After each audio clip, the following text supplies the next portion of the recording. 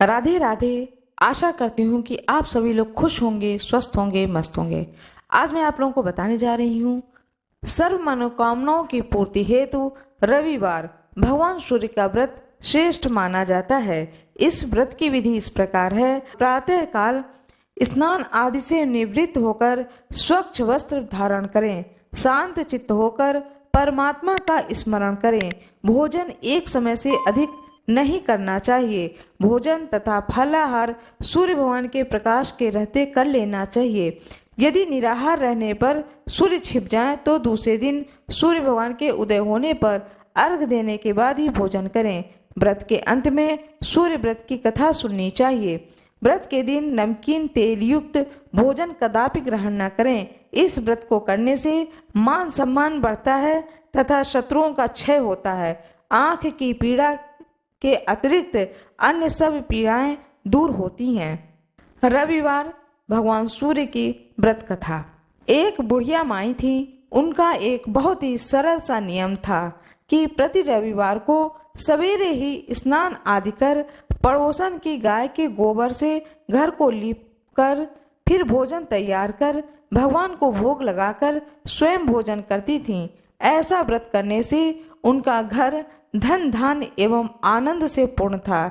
इस तरह कुछ दिन बीत जाने पर उसके पड़ोसन विचार करने लगी कि यह वृद्धा सर्वदा मेरी गौ के गोबर ले जाती है, इसलिए वह अपनी गाय को अपने घर के भीतर बांधने लगी। बुढ़िया को गोबर न मिलने से रविवार के दिन वह अपने घर को न लीप सकी, इसलिए उसने न तो भोजन बनाया और न ही भगवान को भोग लगाया तथा स्वयं भी उसने भोजन नहीं किया। इस प्रकार उसने निराहार व्रत किया। रात हो गई, वह भूखी सो गई। रात में भगवान ने उसे स्वप्न में दर्शन दिया और भोजन न बनाने तथा भोग न लगाने का कारण पूछा। बुढ़िया माई ने कहा कि आज मुझे घर लीपने के लिए गाय का गोबर नहीं मिला, जिससे हमारा घर शुद्ध नहीं हुआ, जिससे मैं खाना नहीं बना पाई और न ही आपको भोग लगा पाई।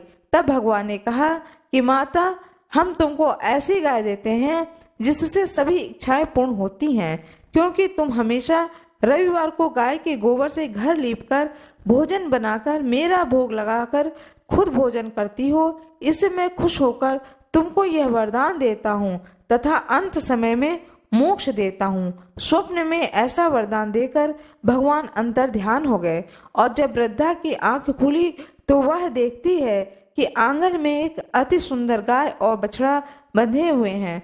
वह गाय और बछड़े को देखकर अत्यंत प्रसन्न हुई। उनको घर के बाहर बांध दिया, वहीं खाने का चारा डाल दिया। जब उसके पड़ोसन ने बुढ़िया के घर के बाहर एक अति सुंदर गाय और बछड़े को देखा तो द्वेष के कारण उसका हृदय जल उठा तथा जब उसने देखा कि गाय ने सोने का गोबर किया है तो वह उस गाय का गोबर ले गई और अपनी गाय का गोबर उसकी जगह पर रख दिया। वह नित्य प्रतिदिन ऐसा ही करती, सीधी साधी बुढ़िया को इसकी खबर नहीं होने देती। तब सर्वव्यापी ईश्वर ने सोचा कि चालाक पड़ोसन के कर्म से बुढ़िया ठगी जा रही है। भगवान ने संध्या के समय अपनी माया से बड़ी जोर की आंधी चला दी। बुढ़िया ने अंधेरे के भय से अपनी गाय को घर के भीतर बांध लिया। प्रातः काल उठकर जब वृद्धा ने देखा कि गाय ने सोने का गोबर दिया है तो उसके आश्चर्य की सीमा न रही। वह प्रतिदिन गाय को घर के भीतर बांधने लगी।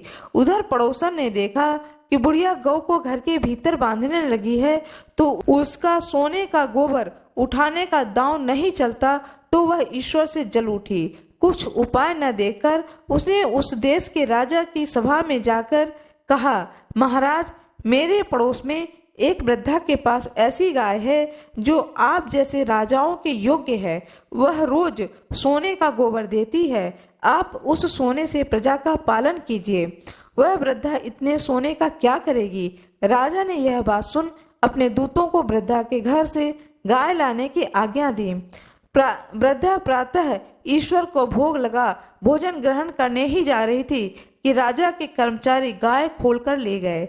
वृद्धा काफी रोई चिल्लाई किंतु कर्मचारियों के समक्ष कोई क्या कहता। उस दिन वृद्धा गाय के वियोग में भोजन न खा सकी और रात भर रो रो कर ईश्वर से गाय को पुनः पाने के लिए प्रार्थना करती रही। उधर राजा गाय को देखकर बहुत प्रसन्न हुए, लेकिन सुबह जैसे ही वह उठा सारा महल गोबर से भरा दिखाई देने लगा।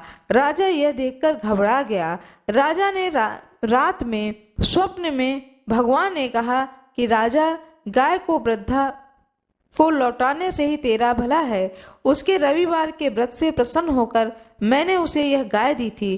प्रातः होते ही राजा ने वृद्धा को बुलाकर बहुत से धन के साथ सम्मान सहित गाय व बछड़ा लौटा दिया। उसके पड़ोसन को बुलाकर उचित दंड दिया। इतना करने के बाद राजा के महल से गंदगी दूर हो गई। उस दिन से राजा ने नगर निवासियों को आदेश दिया कि राज्य की तथा अपनी समस्त मनोकामनाओं की पूर्ति के लिए रविवार को व्रत करो।